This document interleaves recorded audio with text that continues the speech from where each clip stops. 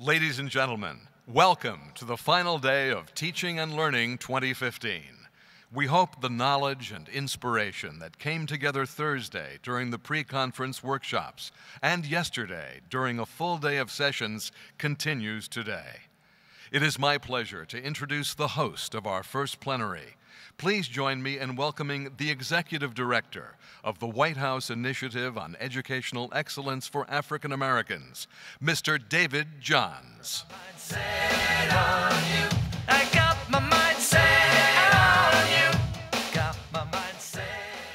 Good morning. So I'm amongst my people. If you guys didn't get the memo, I taught kindergarten and third grade. It is Saturday morning, so I'll try that one more time. Good morning. There we go. You guys know that morning circle energy changes everything. I appreciate the invitation to be here. Oh, some of you guys just got that. I'll let you process it. Yeah, it was among the things, it's among the things that I miss most about being in the classroom now. So let me again say thank you for being here bright and early on a Saturday morning. I want to thank the National Board and its directors and all of the advisors who are responsible for this conference, in particular Ron Thorpe. Thank you for all of your leadership. And really thank you for providing us an opportunity to talk about and acknowledge the importance of equity. I know that that's a central theme to your conference, and it should run through all of the conversations you have here. And it's something that's especially important to the President, our First Lady Michelle Obama, and to the Secretary of Education, Arne Duncan. Before I talk a little bit about the work of the White House Initiative on Educational Excellence for African Americans and invite a couple of your friends and my colleagues to join us in this discussion, I want to show a short PSA that I think really embodies the spirit of our work. So if you would indulge me, there's a short PSA that they're going to show, and I'll return thereafter.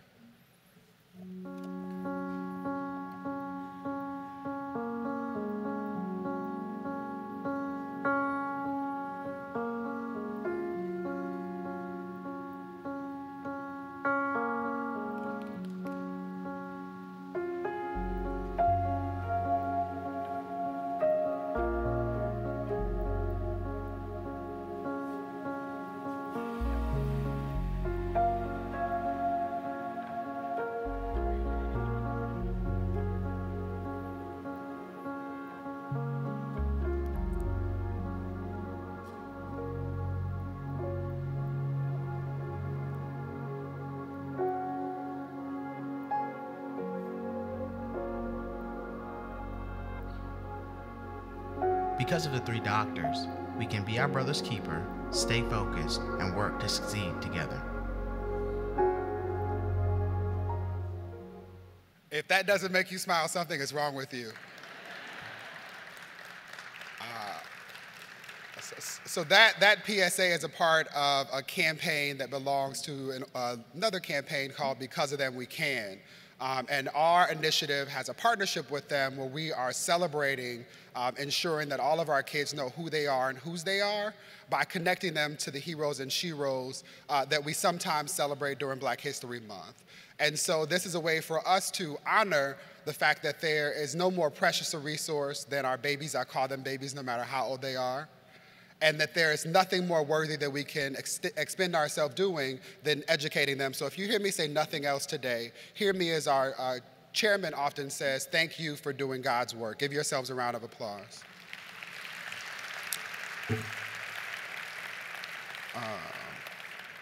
So as I mentioned, President Obama cares deeply about equity, and I'm sure many of you have heard other members of our cabinet, including Secretary Duncan, talk about education being the essential civil rights.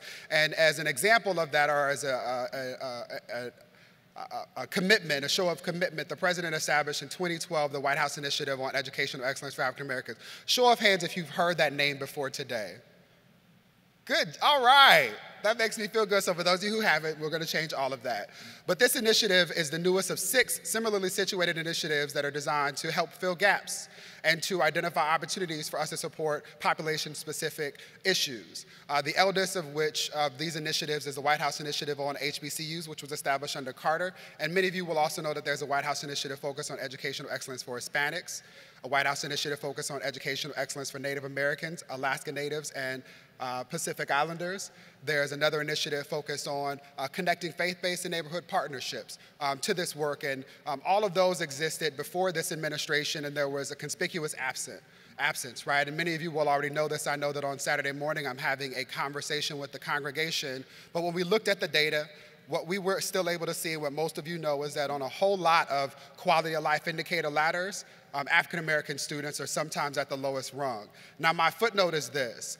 It's important for us to acknowledge that, especially when we think about leveraging federal resources to fill gaps, but that's not the extent of the story, right? If you hear me say something, hear me honor that in communities across this country and major metropolitan spaces and rural communities and everywhere in between, students of color are showing up in spite of sometimes the challenges they face. And so it's important for us not to simply suggest that all of our students are those who are most underdeveloped and most in need of resources.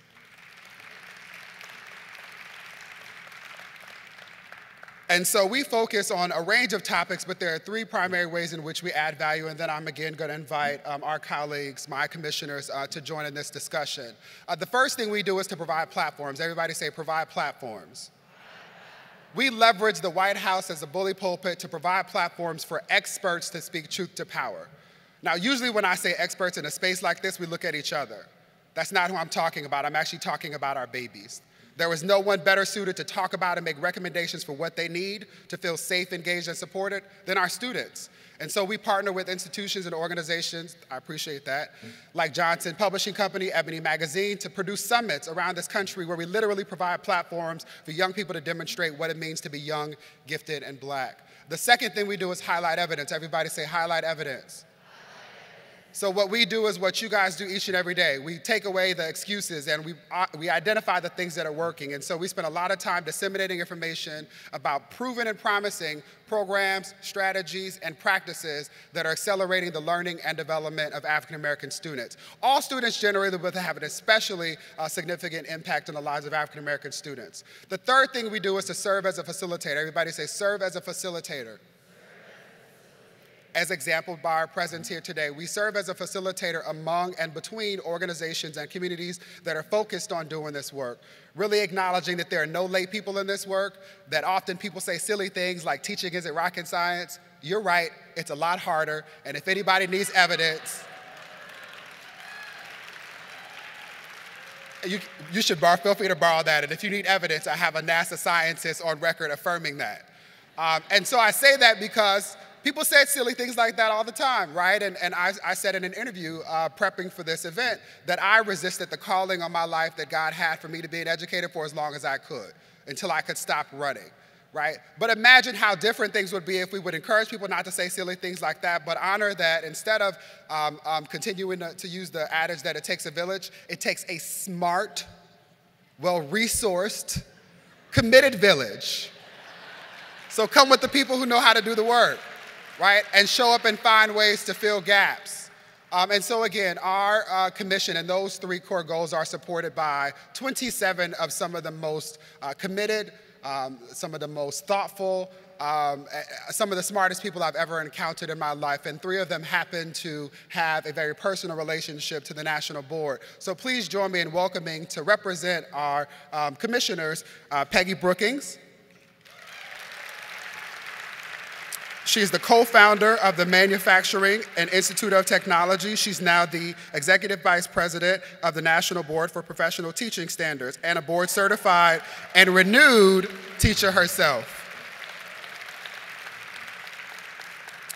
Please keep the love going for Dr. Kent McGuire, who is President and CEO of the Southern Education Foundation and formerly Dean of the School of Education at Temple.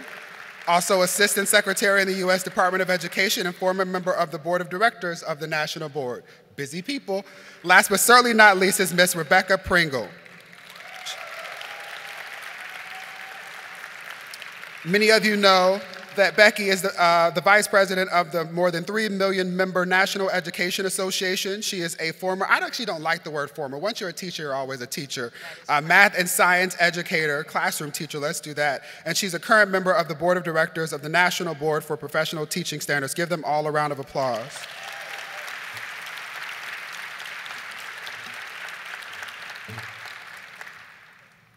I feel like Oprah or Stedman.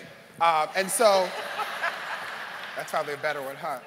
So what's going to happen is that I just want to frame, I'm going to ask them a couple of questions just to really frame our conversation and really allow them to explain a little bit more about the work of the commission as it relates to what they know most intimately about you guys and your work. And then there are two mics that my good friends have put out on the floor right now, one to my left, one to my right. After I've offered up some framing questions, we will engage in conversation. Everybody say conversation. Now, the way that's going to happen, because it's really important to manage expectations, is that you guys are going to ask questions. Everybody say questions. Questions usually begin with prepositions, right? Prepositions usually begin with what? Who, what, where, when, and why, or how. So if you do not begin with a preposition and you do not ask a question, I will cut you off with love. Right? So we're all clear. That's just so we can get as many questions and thoughts into the conversation as possible. Everybody okay with our terms of agreement? Awesome. You can tell I'm having fun, huh? Yes. So when you guys think about the work of the initiative and more generally the obligation and opportunity that we have to accelerate both the learning and development of African American students, what two things are you most excited about accomplishing in the next 365 days? Yes, ma'am. Oh, excellent. So in the next 365 days, we hope to accomplish what the president has set out and start working on those goals. We know the National Board has started, and even in our first meeting, I was so excited, I was about to burst in the sense that I'm thinking about what we're saying, what we said our short and long-term goals would be, and I brought my notes from that meeting, and I'm going to read them to you because this is what the initiative is about, and this is what the National Board is doing.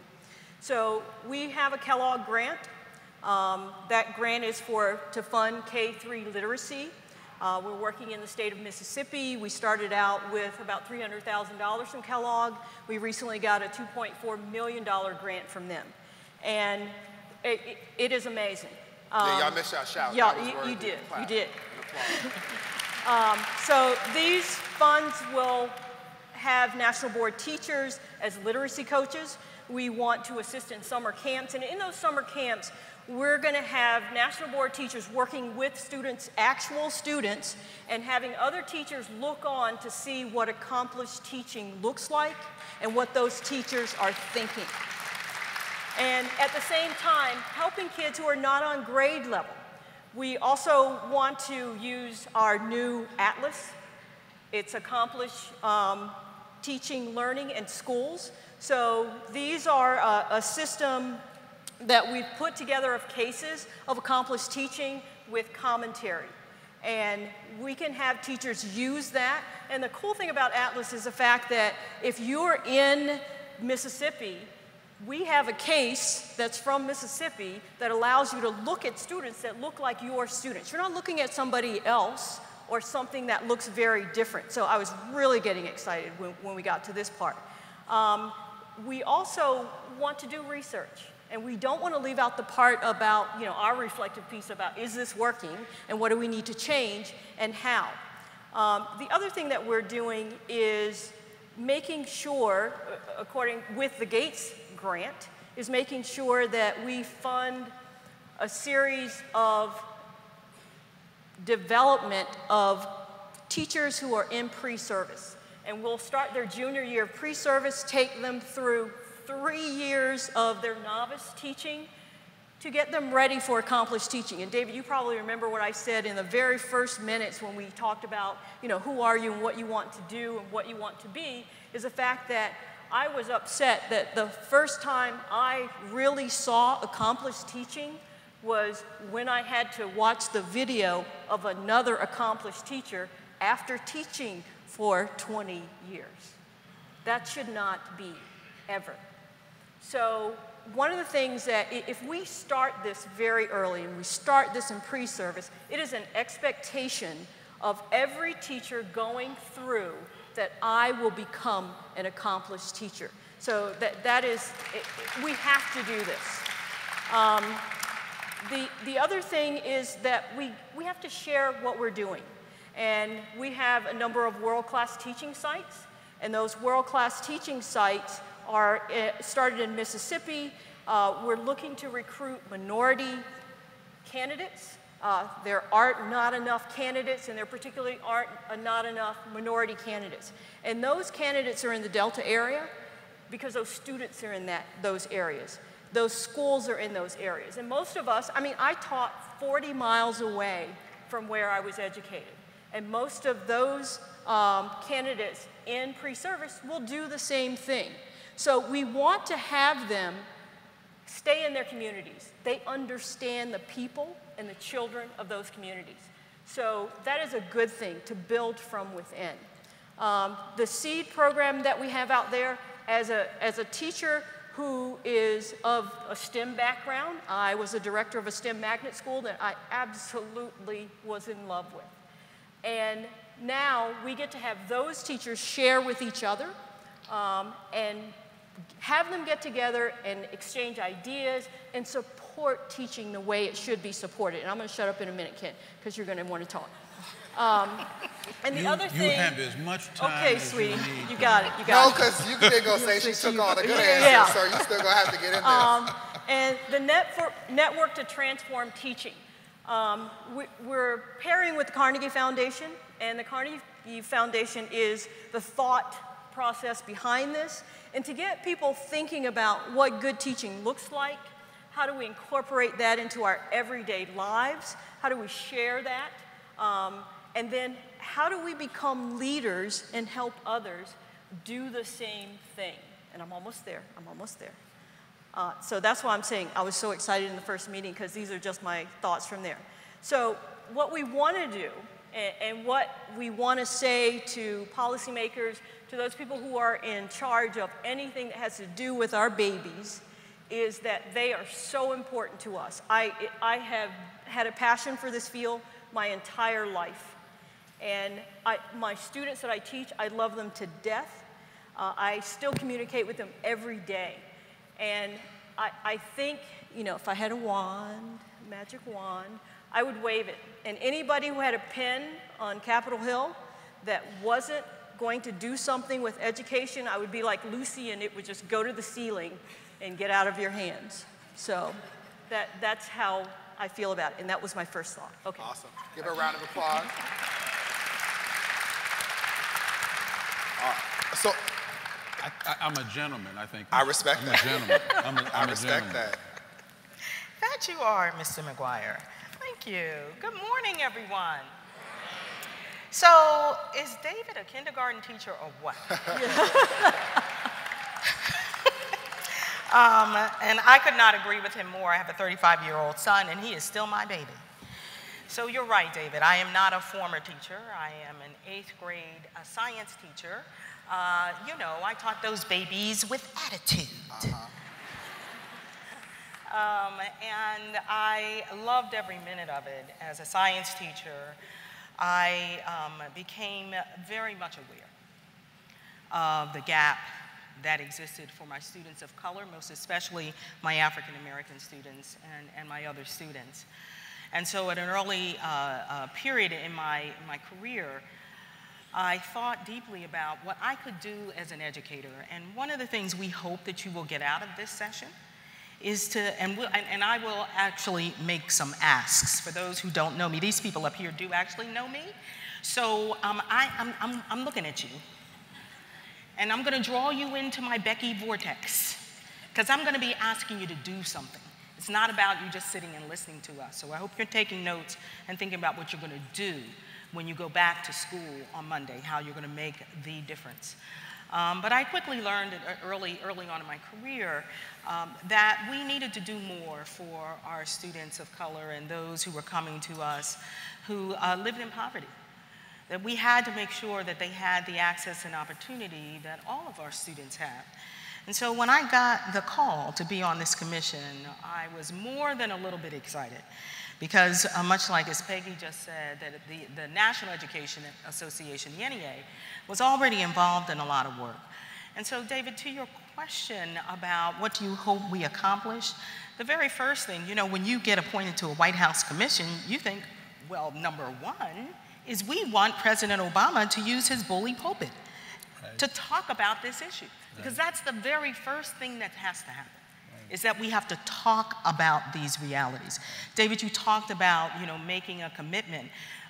We have to demonstrate as a society that we have the will to do that. We talk a lot about achievement gaps between our ethnic minority students and our students living in poverty and those that have all of the advantages. We talk a lot about that. And we spent the last 13 years focused on a little law called No Child Left Behind. Yeah, the crowd goes wild. That's a whole nother panel. But it's not. But it's not. Because we spent that time, testing and punishing, blaming and shaming. And I don't care what study you talk about. What concerns me the most and what keeps me at night and what I hope that this commission will accomplish is the reality that we have widened the gap, most especially for our African American students. Because I don't care if you show me the test scores have gone up. This is what I know, that we have spent more time on preparing for those tests than making sure that those students have the critical thinking skills they need to solve the problems that we don't even know exist today. We had a phenomenal plenary yesterday, didn't we, Peggy, with Yes. Dr. Mae Jemison. And David, she agreed completely with you that teaching is harder than rocket science. She said that, and she implored the educators who were sitting in the audience to understand and own their responsibility. And we at the NEA are trying to do that. And one of the things that we talked about at that first meeting too, is that we can't think about the work that we have to do from this silver bullet place, because that's what we've been doing. We've got to think about this systemically. We've got to think about this as a whole system. It's not just about what we're doing, although I'm going to get to that. That's really, really important. But we've got to make sure that we address the opportunity and access gaps that we have not been paying attention to since the first elementary and secondary education law was passed in the late 60s. It was part of a civil rights laws. It was designed so the federal government could fill that gap that too many of our students had. And so you will hear us talking a lot about opportunity and access as we go into the reauthorization of ESEA. But that's our current reality. And this is my hope, David, is that we're looking towards the future. We want to talk about what we want to be. So we want every teacher that comes into our classrooms to be profession ready, and that's what we're working at the NEA. We know that our African American students are most likely to be in front of teachers who are not certified, who are not qualified. We know that that exists. We know that they are most likely to be in schools from elementary all the way up through high school, and they do not see a teacher who looks like them. We know that they are most likely to have the least prepared teachers in front of them. We have to change that.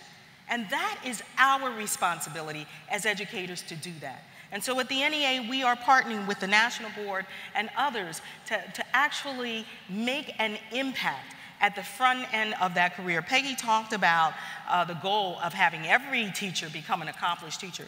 We're not only waiting for that. We're not waiting for that period.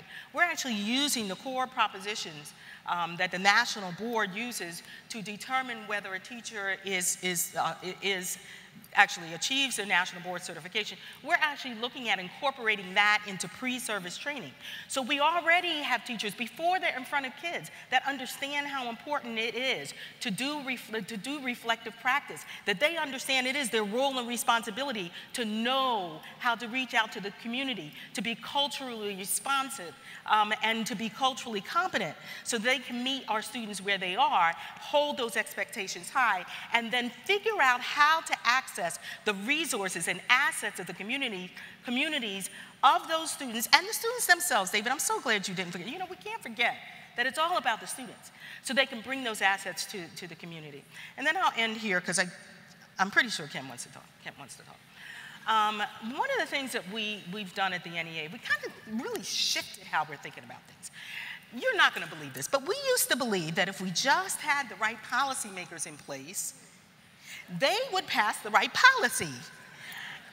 Stop laughing. I mean, it's shocking. And that policy would lead to the kind of practice that we needed as teachers to ensure that all of our students were successful. Okay, we're blowing that up, because that didn't work. Didn't work. And I don't care what policymakers you're talking about. So this is a novel idea. Students at the center, and what we're focusing on is empowering educators. They are the experts. They know what our students need to know and be able to do. They know what's best for our schools and for our students.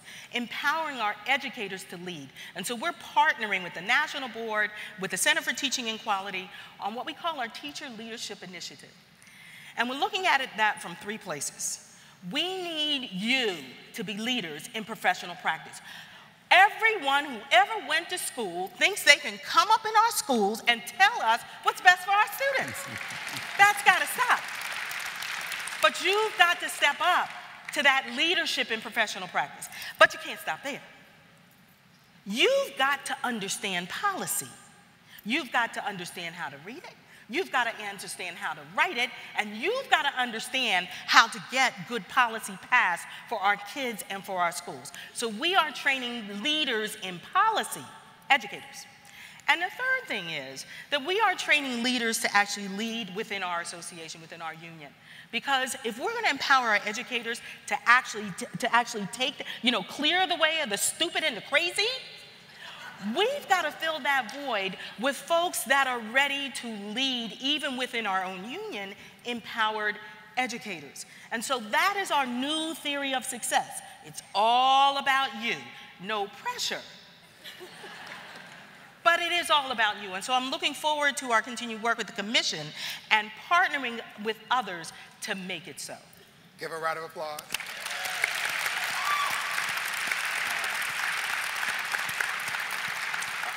Dr. McGuire, I'm going to give you a few minutes to gather your thoughts for a second, and a couple of observations. One, I love being in rooms of educators because we're also very affirming, right? So as Becky's talking, you guys are like, yeah, I'm with that. Yep, that too. So that's always a wonderful thing. And as well, because we've talked about and honored Becky being a science teacher and Peggy's background in science as well. How many of you are on Twitter? Raise your hand if you are active on Twitter. I love that. If your neighbor is not raising their hand right now, look at them and shake your head. Right? And why do I say that? Because most of your students are on Twitter. You need to meet them where they are. And so I want to encourage everyone now to take out your phones, your little devices, and engage in this discussion using the hashtag TLConference, CONF short, 2015, or following at NBPTS. There are 3 questions I want you, I'm going to go where Becky said we're going to go. 3 questions I want you to start thinking about, and feel free to tweet us. You can also use the hashtag @FMEducation or the hashtag and then the same word. But the first question I want you guys to think about is, how am I, you, we, how are we demonstrating and cultivating accomplished teaching? What are you doing every day to improve your own practice and then to support others? That's 1. Everybody got to say check. 2, what would it look like to demonstrate a real commitment, my words, not Becky's, although I took the framing from her, to the least of these? What Becky talked about was focusing on kids in poverty.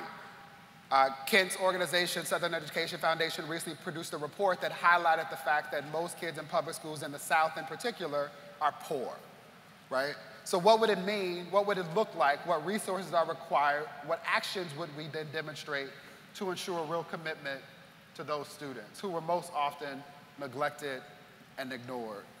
And then third, what's the one thing that is most important for legislators to understand while amending ESEA? Just one. And not the one with a bunch of semicolons, just what's the one essential thing that they need to know? Everybody got those 3? Say check. So please tweet us your answers, and we'll see if that comes up in the course of the conversation as well. Please, Mr. McGuire. David, thank you. So we are the organization that just issued this. It's called the New Diverse Majority. Not only are these kids mostly low income, disproportionately they're kids of color. And they're over half of the kids in our schools in almost 20 of our states. So the next 300 days is really critical to us. One of the things we're about to do is mount something called the Forum on Education and the Future of the South, because we don't think there's been the kind of discourse about what needs to happen for our kids. Nationally, we don't think there's been the discourse. There especially hasn't been that in the South. You'll have Chris Edley on at the next plenary. He's running something called Partners 4. We'll be working with Chris on a series of roundtables. One of them focuses on teacher policy. So we are just very interested in working with both the NEA and the National Board and the Commission to make sure that the voice of teachers is very present in those roundtables. We'll do the first two in Georgia and in Mississippi, where we're also supporting an effort to get an amendment on the ballot in that state to tie revenues to public education in that state. Very risky, very bold, and very necessary that we do that kind of work around the country, quite frankly. I have worried a lot about the voice of teachers in this discourse about education. It hasn't been nearly as amplified as it should be.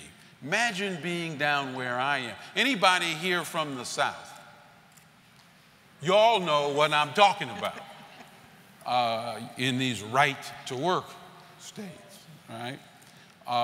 So a big part of what we're interested to do is to lift that voice up. Teachers have more credibility at the end of the day than anybody, both with parents and with students. And so it's just amazing to me that so many folks with so little background and perspective on teaching and learning have such a command of the public discourse about what ought to be happening in our schools. So we're focused, quite frankly, on changing that narrative and giving teachers a wide perch in participating in that. Finally, we're very interested in partnering with the Commission. The South is underrepresented, David, in most national conversations about what ought to happen in this country. And yet, there isn't a national average, a national metric, or indicator you can move if you don't move it in the South. Too much of the challenge is in that part of the country. So we have a convening agenda, a demonstration agenda that we intend to launch, but we very much need to be in close partnership with significant national initiatives so that the kids in our part of the country have the benefit of the national attention we need. I spent a lot of years in Pennsylvania recruiting and developing new NBCTs. I spent a lot of years from Indiana at the Lilly Endowment sending money in to the National Board. I did it again from Pew. I did it from the government when I was assistant secretary. I sat on the board. I actually got to run the certification council for a while. And I just continue to think that if we leave the hard work of progressive education in the hands of our most accomplished teachers, the rest will take care of itself. Give Ken a round of applause. So, based on what Ken just said, one of the other things that happened in our first meeting was that we have a member who is with ETS, Michael Nettles, and Michael told us 75% of all African American children live in 12 states, and most of those states are in the South. Most of those states are in places that are underserved. So we have our work ahead of us, and that's why, you know, I started jotting down the notes I did initially about what was happening in Mississippi, what we want to happen in Arkansas and Alabama, where these people are located. Yep. I'm going to hold on my question. Let's invite some other voices into this conversation. So if you have a, what's our word? Question. There we go. Please walk up to the mic. Somebody's coming. I know in this room there we go. Give her a round of applause. What we'll do is take two and then allow them to respond to see if we can get through as many as possible. Yes, ma'am. I wrote mine down so I don't mess it up. My name's Rebecca Hughes. I'm a self-contained special educator. And so if we're talking about students of color being underrepresented in policies and laws, I'm talking about the underrepresented of the underrepresented. And so I teach high school, so by the time they get to 9th, 10th, 11th, 12th grade, they're done. And these are the students who are going to go on to have cashier jobs, and they're diploma bound, so they have to take all these classes, but they're not necessarily college or a career as we see it ready. And so how do you help change the trajectory of low functioning but high school diploma bound students, primarily black males, by the time they get to high school, so that we're not lining prisons with our babies?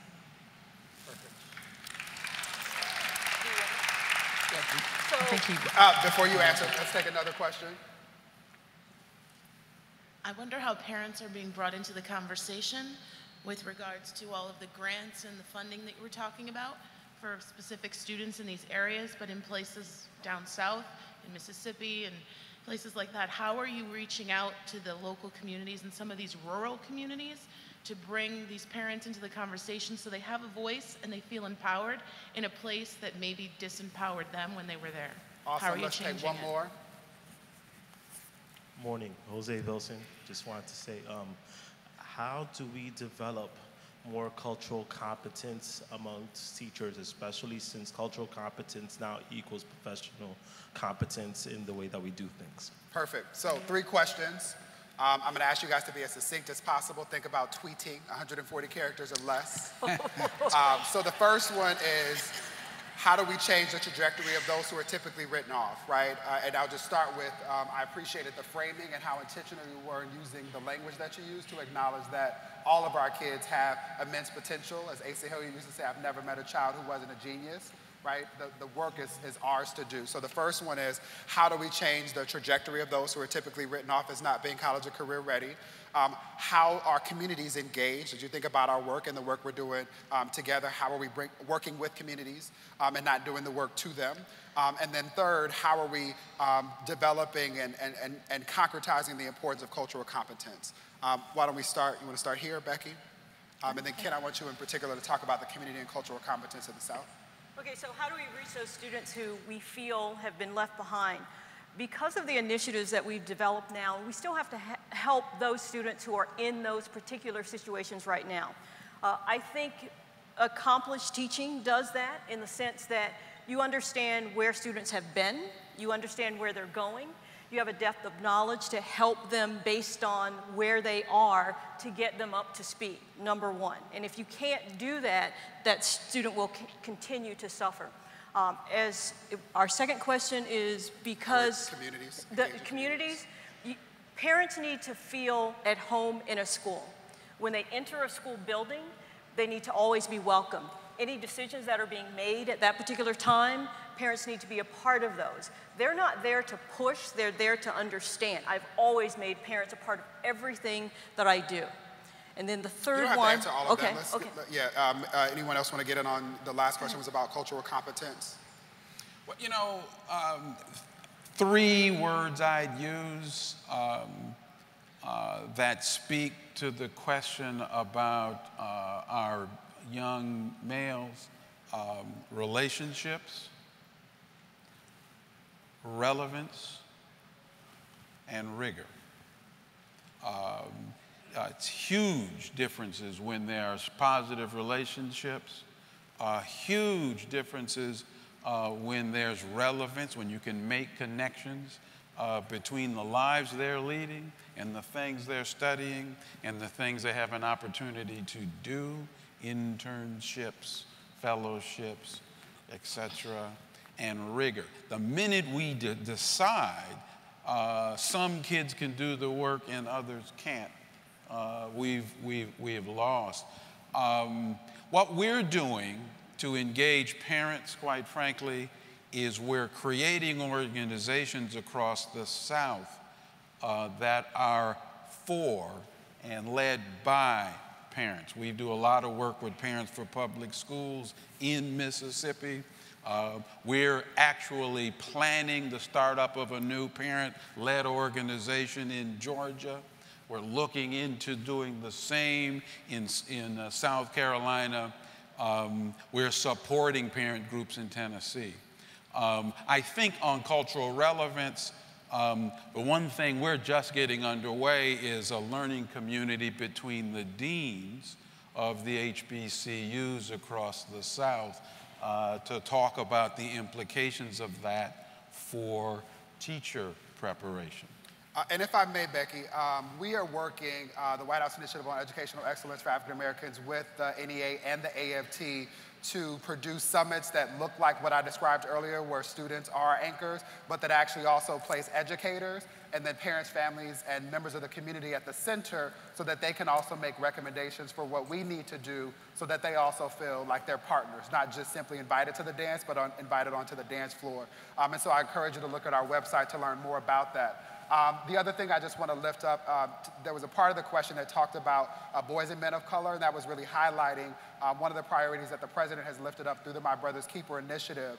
As we honor that there's a lot of work to do around supporting, in particular, Black, Latino, and Native boys and men of color, let's not forget that while we're being My Brother's Keeper, we also need to be our sister supporter and recognize that some of our babies would not feel comfortable choosing either of those boxes, and they should not be. So we have work to do for all of those kids. And while we're honoring that we now have data that shows the disproportionate rate at which some students, in particular, Black and brown boys and girls, older students and students with disabilities, are being pushed out of the very safe spaces they need to be in, there are lots of nuances. So people now frequently cite the Department of Education's data that suggests that but that highlights that Black and brown boys are sometimes suspended at 3 times the rate of their non-minority counterparts. There's also a report that was published by the National Women's Law Center and the NAACP that talked about that the rate for Black women and girls is 6 times, right? So there's a whole lot of work to do, and we just need to be sensitive to those nuances. Let's take 3 more, and then we'll open it up again. Good morning. So my question is based off of the fact that I teach in a suburban school system, and it's in the Boston area, and they have, it's a program called MECO, where they take kids from Boston and they bus them out to suburbs. Okay. And so I'm wondering, in what ways can we address the needs of African American students who are in predominantly white settings? Because I see a lot of... We don't need the because, we got it, sis. Okay, Let's go thanks. here. Your mic's not on, use your teacher voice. Yep. How can we affect motivational change in, from Southern Alabama at middle school? How can we affect a motivational change in our youth in middle school? They don't have goals. Their home life, that's what they know. How do we affect a motivational change within our schools? Yeah, I don't know that I'm most comfortable with the latter part of that language, but we got the question. Let's come here. My question comes back to the cultural competency piece. Having taught in communities of color in Baltimore and Denver, I've received, some of the best PD I've received has been around cultural competency, but I often wonder, what if my teachers in my white suburban school had been taught in those cultural competencies, and my peers in those schools had received that type of instruction that really exposed them to the legacies. What's the question? So the question is that a consideration in terms of expanding the dialogue into all schools and thinking about how all schools can be a part of the solution? Perfect. One more over here. Okay. How do you make policymakers see the connection of crime and poverty within the city our babies live in to the level of potential that our babies reach? My babies do not feel safe, and nor do their aunts or uncles feel safe within our schools. Let's start there. Becky, will you start there? How do we make the connection between the theory and the practice? Wow, lots of questions. So let me begin here. The questions about the reality that exists for far too many, particularly of our African American boys. I think when Frederick Douglass said that it's easier to build strong children than repair broken men, I think that he really cut to the heart of the reality that we're facing in far too many of our schools. And so while we're not going to certainly not going to give up with programs and interventions and that kind of thing at the high school level, and until our babies leave us, we know the reality is if we don't deal with this, as you had said before, from a holistic place, then we're not going to solve this problem. And so the NEA is actually in partnership with the ASCD on what we're calling whole child education. We've got to figure out, it's great that I'm looking right at your face, Alan. We've got to figure out how we address that whole child from the beginning of their educational career. And as I said it before, you know, we can't do it alone. And we're actually approaching this from a place that all caring adults have a role and responsibility in the success of our students, particularly those students who have been underserved and underrepresented. They need more. And so we've got to provide those resources. The only way to do that is to access the expertise of other educators within our system, from our support professionals to our administrators, accessing the community and parents, accessing health care, mental health, all of those services, making sure that our babies have glasses and dental hygiene. If a child comes to us hungry, they can't learn. We've got to address those issues. So that's what I'm talking about with that whole child approach to education, and that's where we need to focus, but we've got to start where our kids are. Every child, yesterday Dr. Jameson said that, you know, that child who's in 9th grade, that's only they have that in that grade. So we've got to figure out some interventions, and we have some success stories, which I'll talk about in a minute. But one thing I want to repeat what Jose said. This is really important. Goes back to the cultural competence. There we go. This is really important for you to take from this. What he said was professionalism, professional competence is the same thing as cultural competence, or cultural competence is the same thing. You are not professionally competent if you are not culturally competent. And so, actually, let's leave that there. I heard some affirmation when I was, yes, please, let's speak to the question about motivation. So I want to speak to the question on motivation.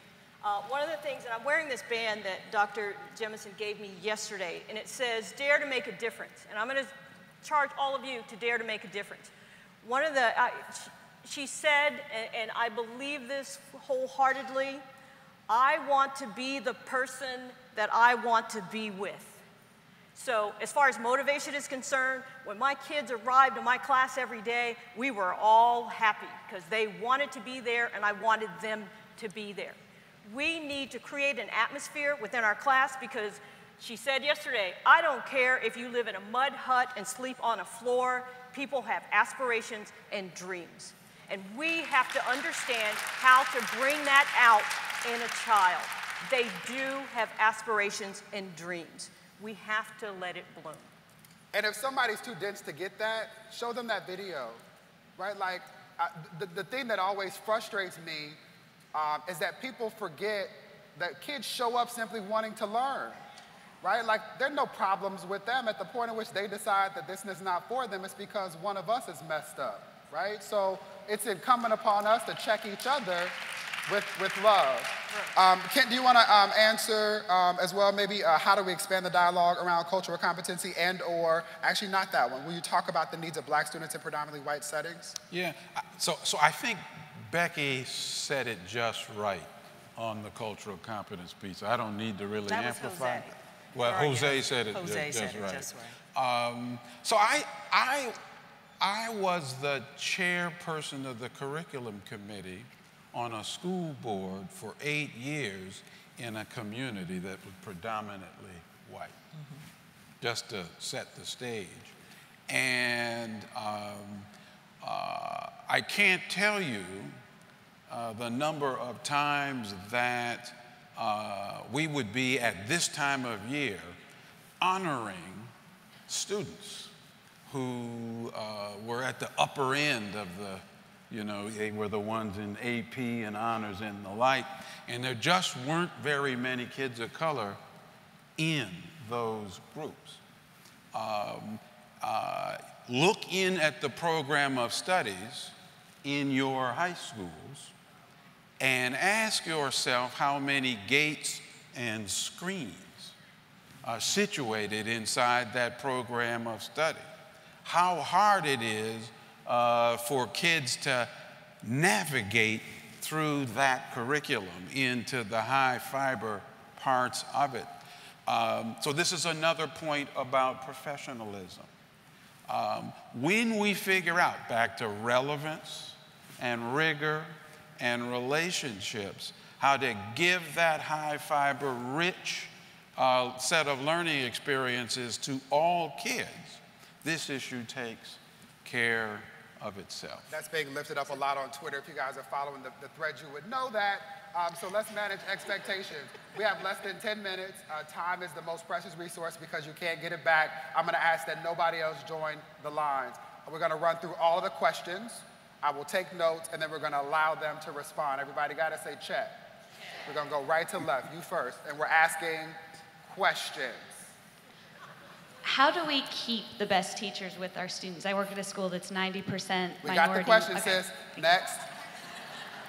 To strengthen teacher associations in the South so they can get a seat at the table. Most African American teachers. Sis, what's the question? What can we do to strengthen teacher associations in the South so they can get a seat at the table? Sorry, I missed the first part. Okay, can't write that down. I got it. Yes, My first question is for the audience. How many of us teach students who do not look like us? Don't let him ask you. What can we do tomorrow to be better teachers for our students? Awesome. Sir? Yes. What is it that we're doing to assure that the language and the frames and the purposes of education are actually included in how we address how we're solving this problem of education right now? And what are we doing to make sure that the indicators, which have so reduced our children to the measures of just tests as their value, what are we doing to make sure that we have a rich array of indicators that are there for us to see that their strengths and potentials are being developed? Part of it's is getting away from the jargon, but I appreciate the question. Yes? What are the plans with the Gates grant to recruit and increase the number of African American males in the classroom? Male minority teachers, got it. Yes, ma'am. How do we keep the necessary funds for those social services like food, health care from coming out of our general education budgets? Funding and budget. Yes, sir. Yeah, you spoke of relevance. How do we show the opportunities and benefits of higher education to students whose aunts, uncles, parents have 2 or 3 jobs without one? Who have been locked out of such access. Got it. Yes, ma'am. What are your thoughts on building relationships between our black and brown youth and police officers who have a large presence in their community? Damn. Sir? We only have 5 minutes. You better be young. We're going to continue this on Twitter. I tell you to meet me there. Yes, sir. Bob Williams, Alaska. As we address these huge inequities, what are the big mistakes we need to avoid? You guys are good. Give yourselves a round of applause. So, a couple of things. I'm going to save one question for last. So your final question to answer will be, what can we do tomorrow to be better educators. So take that off the table. So we're going to start with you. No, you last. We're going to start with you, Becky. And then I'm going to just synthesize them, and you please decide which ones to respond to. Do not respond to all of them. How do we keep good educators? Kent's going to answer, how do we do that in the South? What's the work in the South? When you think about the narrative and the language that we use and the indicators that people look toward, what's most important for us to be mindful of as we engage in this work going forward? What work is being done around, or what needs to be done around the recruitment and retention of minority educators, in particular minority male educators, because less than 2% of our profession looks like me. Any thoughts about funding our budgets? How do we highlight the relevance of post-secondary opportunity for communities that have been locked out of it in particular? And heavy question about coalition building and ensuring that our kids feel safe, not only in their schools and their communities. Any of those? Wow, so let me talk about the recruitment and retention of African American teachers. And we have a colleague, Dr. Ivory Tolson, who has done a lot of research on this very issues. He works with the White House on with the HBCU outreach. And one of the things that he shared with us was his research that recruitment is a problem, but there's a disparate impact on our African American teachers for a variety of reasons in terms of why they stay. And we have to understand what the issue is to make sure we're addressing that right issue. We have more African American and other ethnic minority teachers leaving at a higher rate than their white counterparts.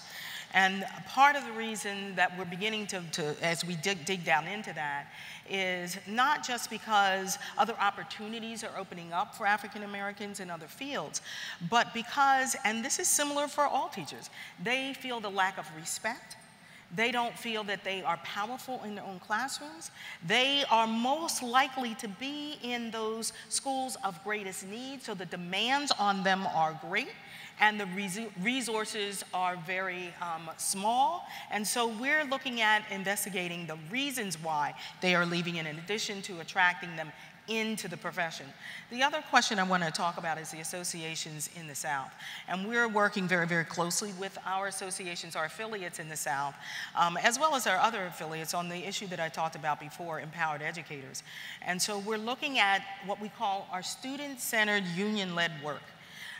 As a way of building up the involvement and engagement of our teachers and other educators in the South, making sure that we're meeting them where their passion is, and our passion is about our students, making sure that we are providing them opportunities to lead within their this professional space so that they will join our movement and we will become more powerful, and they have no choice but to listen to our voice.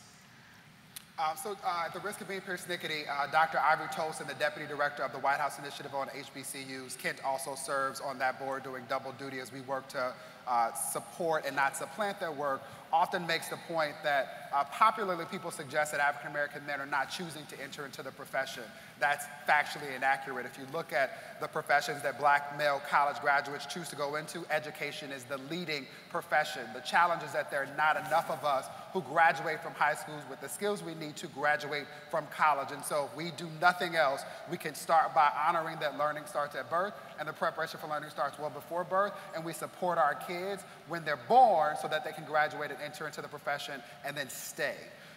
Kent, will you in particular talk about the work around educators in the South and any of the other questions, maybe some more around the narrative, the language, funding and budgets, and or the coalition building and needed for safety in schools and communities? So I agree with everything Becky said, wouldn't dare not. Let me add to it. We have worked with the associations in the South to get them connected to advocacy groups, civil rights groups, parent-led groups, so that the kind of the collected energy and effort is stronger and heavier, and that's just work we need to continue to do. On the question of kind of safety and health and the like, The one thing I would say is that the education community doesn't really appreciate the resources and opportunities inside the Affordable Care Act to actually bring resources into schools for screening, vision, dental, hearing, et cetera, et cetera. I'm on a national steering committee that's trying to get those two communities together so that we can more effectively leverage those resources on behalf of kids. With regard to coalition building, the only other thing I'd add is that, and I'll sort of put this together with the question about narrative. We have been party to a 10 to 15 year dark narrative about public education in this country, as if the only reason to get one, almost like a commodity, is so that you can get a job. Yes, jobs and opportunity are important, no denying that. But the reason we have public schools in this country is to support and strengthen our democracy. So one of the things we have got to do is recapture and reframe this debate about what role do schools play in a modern democracy. And teachers have got to be out in the front of that. Last point. I tried to start an early college high school in Philadelphia before I left. Maybe that's why they ran me out of town. I never see you get run out of any place, sir. Once we decided that we were going to create this school, and the measure of success wasn't whether they graduated from the high school, but whether they graduated from college, right.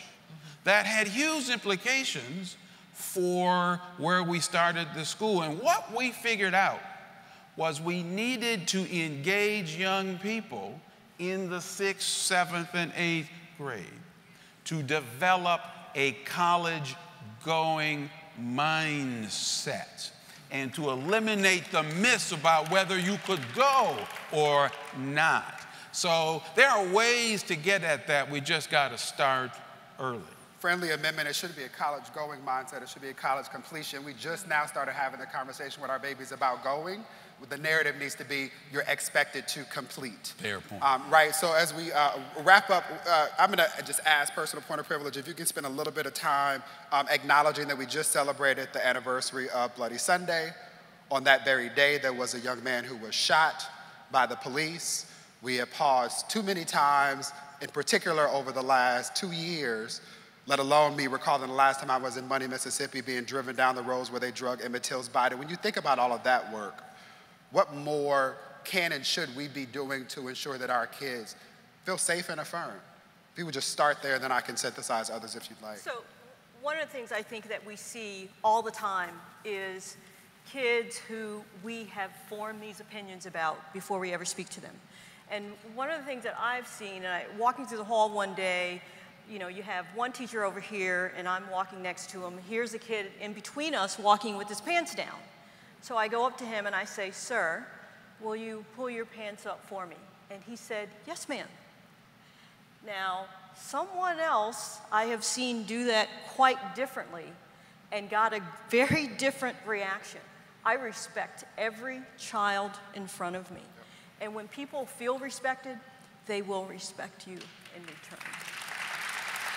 And David, I'm going to add something to that. I had an opportunity to talk with one of our local leaders from the Ferguson area, and I asked him, he's a local president, and I asked him, you know, what can and should we do about this reality that we're looking at, and which, by the way, has been going on. It's not new. And one of the things he said was that, you know, everything starts with education. Making sure that our students have the education they deserve, making sure our community partners, including police and all the other community partners, are educated about what our kids need to feel safe and supportive. And it's about having those difficult conversations within your own community. And he talked about the community coming together to begin that. And we're partnering, looking at partnering with them to try to advance that. But the key, the heart of everything, Ken could not be more right, is educating, making sure that we have an educated citizenry so that they can make the best possible decisions, not only for our kids, but for this country. The very last question. I know I'm on time, I'm going short, but since I'm up here and they're not gonna cut me off, I'm gonna do it anyway. What's the one thing, as succinctly as possible, the one thing that we can all do tomorrow to be better educators? We'll start with you and work our way down. Becky. Own your responsibility. Give her a round of applause, Becky Pringle. That was the one thing. Can I say one more thing? Own your responsibility and lift up your voice. Let them hear your stories. Don't stop talking until they hear you. Including on Twitter, using the hashtag so we can continue the conversation. Give Becky another round of applause for the ADA. Kent, one thing, marching orders. Yeah, no, I think these shared stories are hugely important. The voice has got to be louder, and bring your kids along with you. Give Ken a round of applause. Southern Education Foundation. Peggy. Become as accomplished as you can. Share that and become a leader. Give Peggy a round of applause. Give yourselves a round of applause. Those were especially thoughtful questions, and I appreciate the engagement. Special shout out to everyone who was holding me down on Twitter. I will be holding courses on how to tweet and moderate at the same time next year. The last thing I want to say is this. I encourage each of you to engage with us after this conversation. As I said to Ron and others, and I thank Peggy for extending this invitation and helping to make this happen.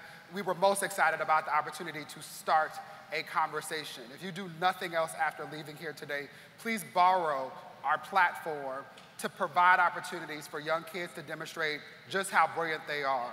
One of the things that I will always be proud of is being able to host a series of summits that have allowed young people to articulate their own truth. And in every city across this country, the one thing that's consistent, no matter what we ask kids, is that they want love. They want to know that on any given day, when sometimes on the way to and from school, they experience things that would break the average adult, they need to know, they deserve to know that there is a caring and concerned adult who is going to support them as they make the mistakes that we all invariably make. So my ask, I appreciate that, but I don't need it. My ask is that you listen to them authentically, not listen to respond, not listen to tell them that you had it worse and things are so much better, but listen so that you can respond to the requests that they're making. I promise if we do nothing else but become better practitioners at taking the ways that we're reflective about our own practice and apply that to listening to our babies, we will be in a much better space. Thank you all for your energy today.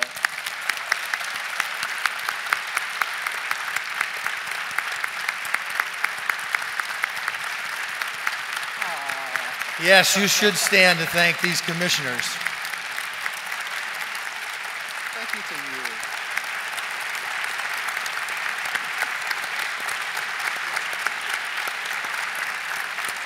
David and the commissioners, it's been such an honor to have you with us this morning. We have a request for you that we hope a year from now you will come back and give us an update on where the commission is. I also want to suggest to everybody in this audience, and because I know exactly how many chairs are in this audience, there are close to 2,000 of you sitting out there right now. This is an historic moment. We've talked about President Obama and his incredible bully pulpit, his incredible aspirations for our country. But in the end, he is one person. We've talked about the 25 extraordinary commissioners who have come together to do this particular work. And they are unusual people, but they are only 25. There are more than 3 million teachers in this country. It's up to the profession to carry this work forward. You alone can do what we need to have done. Professions, when you study them, have one thing in common. They get their authority, they get their prestige, they get their respect, not from individuals, not from one great teacher at PS 138, or one great teacher in a native reservation school. Professions get their authority from the collective. What our responsibility is to make sure that all of us are accomplished teachers, that all of us, no matter what the mission is of our particular organization, that we share a vision for our profession. And this commission has a very specific mission, which is now our job to incorporate into our vision for K-12 education and our children. Thank you for being part of this historic conversation this morning.